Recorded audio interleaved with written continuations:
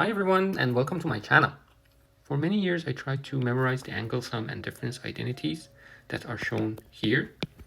And every time I memorize them and I need them a few months later, I noticed that I don't recall it clearly.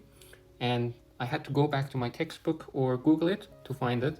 And it was kind of annoying for me. So I tried to find a way to derive these equations without memorizing them. And one visualization helped me to do it quickly. So I wanted to share it with you guys. Let's just start. In the first step, what you need to do is to draw a rectangle. After you draw this rectangle, you need to draw a right triangle inside this rectangle with angle alpha here. Next step is to draw another right triangle using the hypotenuse of the first triangle such that the angle close to angle alpha is angle beta. So we have two angles that we need, alpha and beta, which are shown in these equations. I also assume that the length of the hypotenuse in the second triangle is equal to 1. And one last piece of information we need is this angle. Since this triangle is a right triangle, this angle becomes 90 minus alpha, and the total sum of angles here is 180.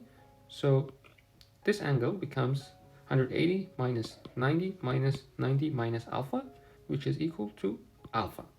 Let's just start deriving the lengths of the sides in the right triangles. If the hypotenuse is 1, the opposite side is sine beta times hypotenuse. So technically we have here sine beta times hypotenuse, which is 1. Similarly, this side is cosine beta, which is cosine beta times hypotenuse, which is 1. Once you have this side, you can apply the same idea to this right triangle, this time with alpha as the angle. And if you do this, you have the opposite side, which is sine alpha times cosine beta. And similarly, we have cosine alpha times cosine beta. We also need to obtain the lengths of these two sides. So let's use the same idea. Hypotenuse is sine beta. We can obtain these lengths as well. So this side is sine alpha times hypotenuse. And this side is cosine alpha times sine beta. Now that we have all the pieces, let's take a look at this angle, which is alpha plus beta.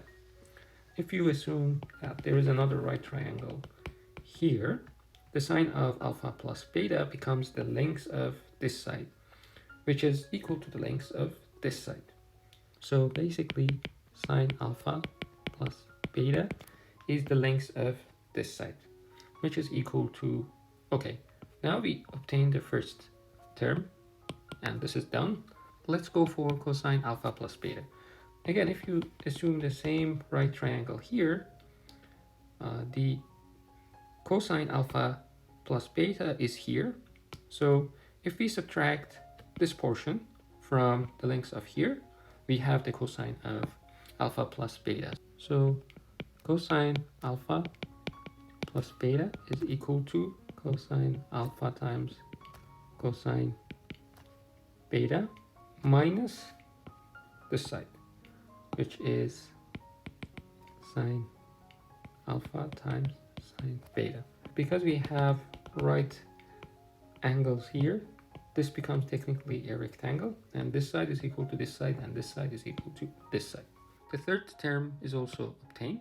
In order to derive the second and the fourth term, it is easy to obtain the first and third term and just use one hint, and hint is sine of minus beta is equal to minus sine beta, and cosine minus beta is equal to cosine beta.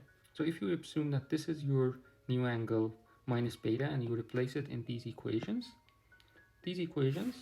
will change as following. Cosine will not change. The sign of the sine function changed, and we go from positive to negative. Similarly, if you assume that minus beta is the new angle, you replace in these terms, and you technically have this term which is unchanged, and the sign of this term changed and becomes positive.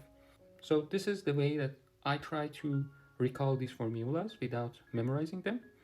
I know there are some ways such as codes, poems, and other solutions, but none of them worked for me. If you have your own way of memorizing and recalling these, please let me know in the comment section below. Thank you.